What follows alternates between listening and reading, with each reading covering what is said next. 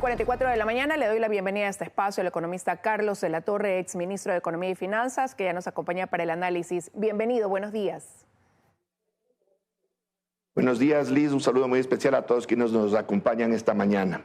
A usted por estar con nosotros este martes para el análisis, como decía, de cómo va impactando esta crisis energética en el panorama económico del país.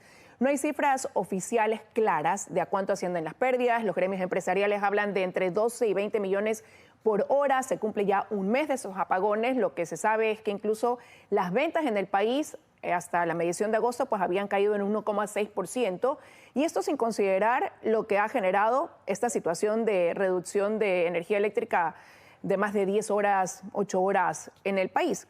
Con este escenario y partiendo de un poco estas cifras, ¿cuál va a ser el impacto que vamos a ver al cierre de este año en la economía?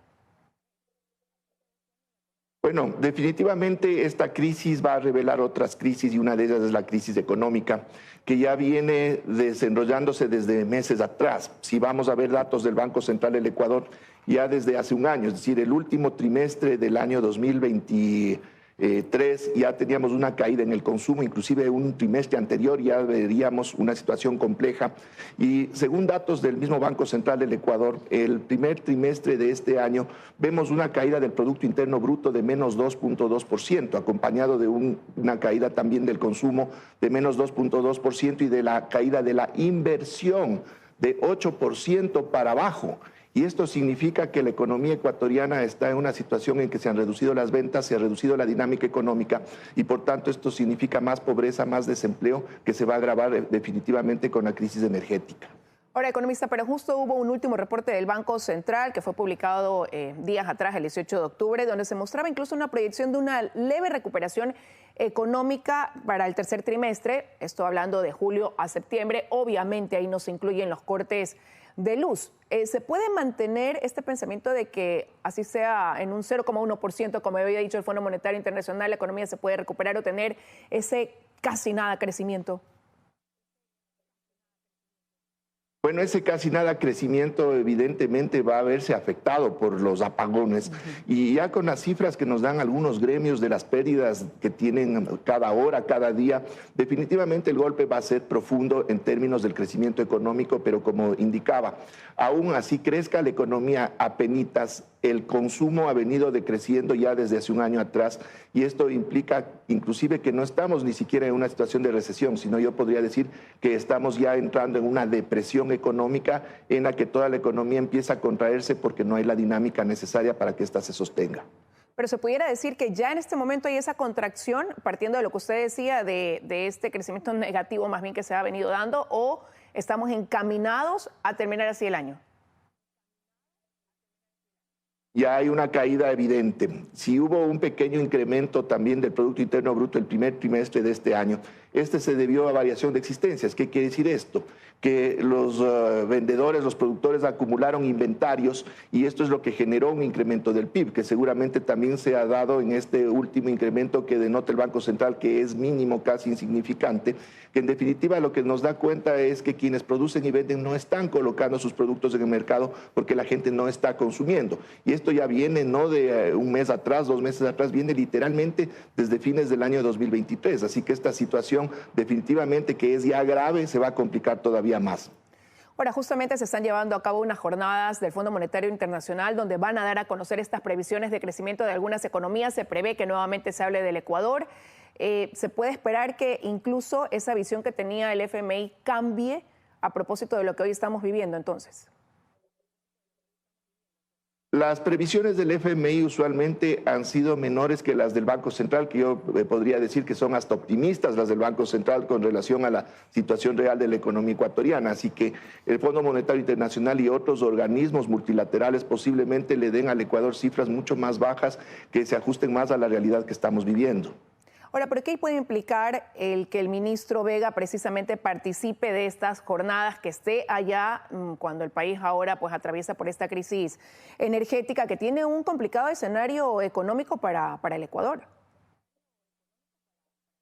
Bueno, eso ya depende también de la orientación política que tiene este gobierno, totalmente sometido a los lineamientos de los organismos multilaterales, sin una posibilidad de tomar decisiones propias, ni que exista ni siquiera un elemento humano capaz de poder tomar esas decisiones propias en las instancias más altas del gobierno. Cuando técnicos en el Ecuador hay muchos y muy buenos, pero no se está oyendo su participación, no se está atendiendo su esfuerzo que puede beneficiar al Ecuador en función de políticas propias y de manejo de la economía desde adentro y no desde los organismos multilaterales.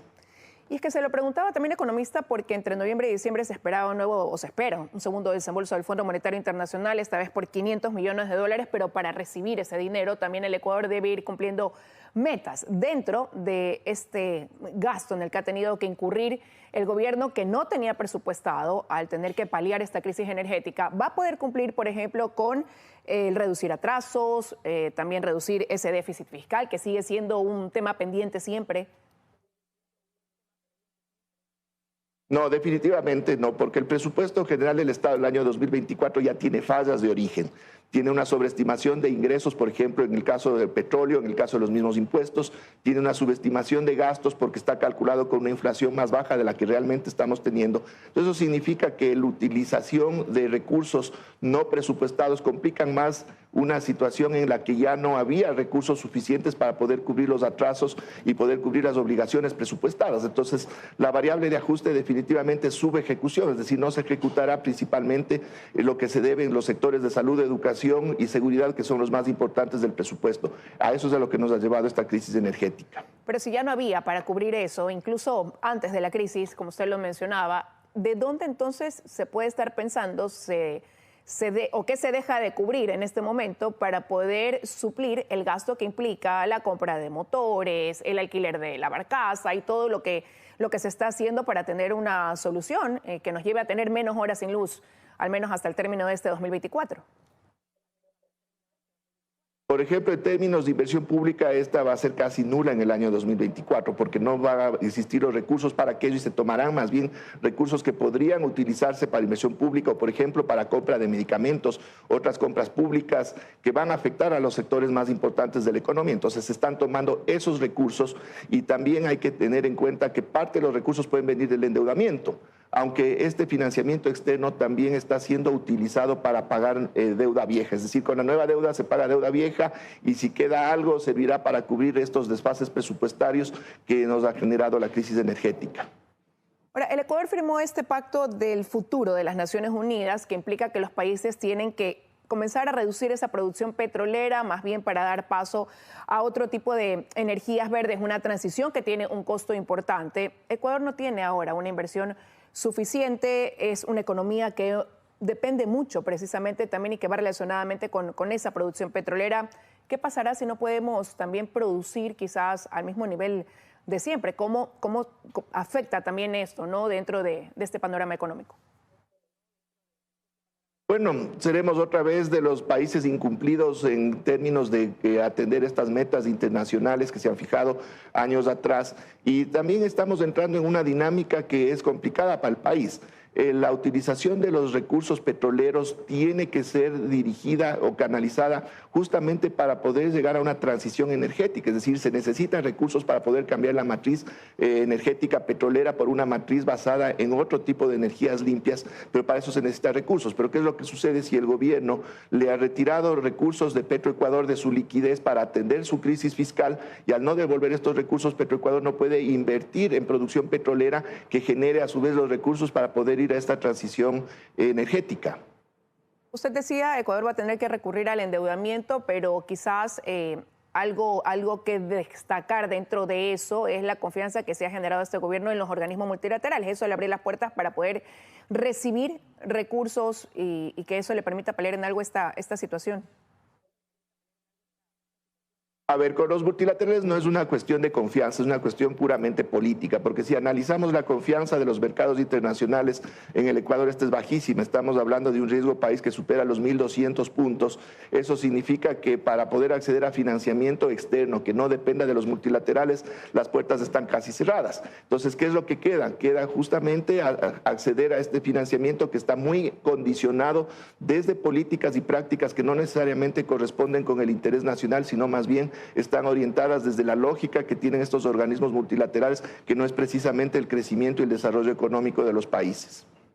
Ahora, Ecuador tiene una adicción al endeudamiento ya históricamente, ¿no, economista? Pero en noviembre también hay que presentar, o el gobierno tendrá que presentar ya también una proforma presupuestaria. ¿Cuál debería ser la estrategia ahí de la política de reactivación? ¿Qué hacer con ese gasto público? La necesidad quizás de una nueva reforma tributaria para el 2025.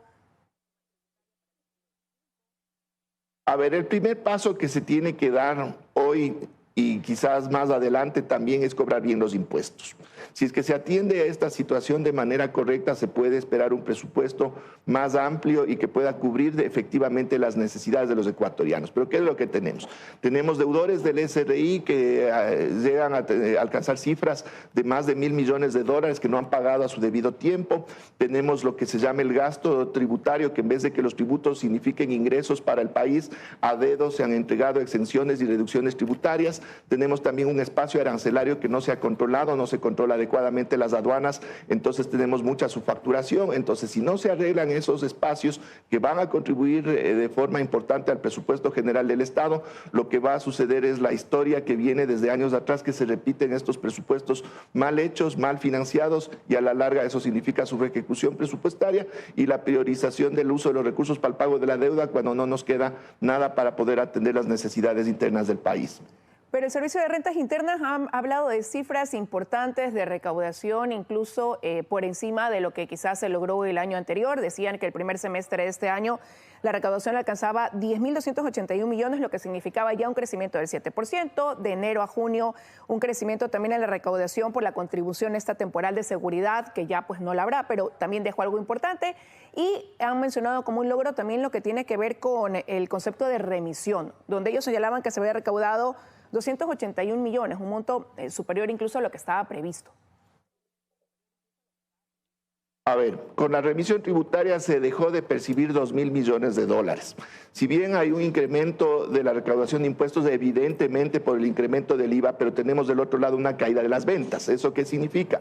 Que la recaudación del IVA no va a alcanzar el incremento de un 25% que debería ser el que corresponde a los 3 puntos porcentuales adicionales. Y frente a esto tenemos una caída de ingresos petroleros de aproximadamente $1.000 millones. Es decir, lo que se gana a medias por el un lado se está perdiendo con creces por el otro lado. Entonces, en definitiva, la caja fiscal termina desfinanciada respecto de lo que se planificó en el presupuesto general del año 2024. Quiero agradecerle, economista, por estos minutos para el análisis de cómo está el panorama económico desde su punto de vista aquí en el país. Gracias nuevamente. Muchas gracias también. Que tenga un buen día. Hemos conversado con el economista Carlos de la Torre, exministro de Economía y Finanzas. Milton, de esta forma estamos ya despidiendo esta emisión informativa. Ahí está. Así es, Liz, nos vemos mañana en este horario, contigo al mediodía, conmigo en la noche hoy. Ya vienen las noticias de la comunidad. Tengan buen día. Buenos días.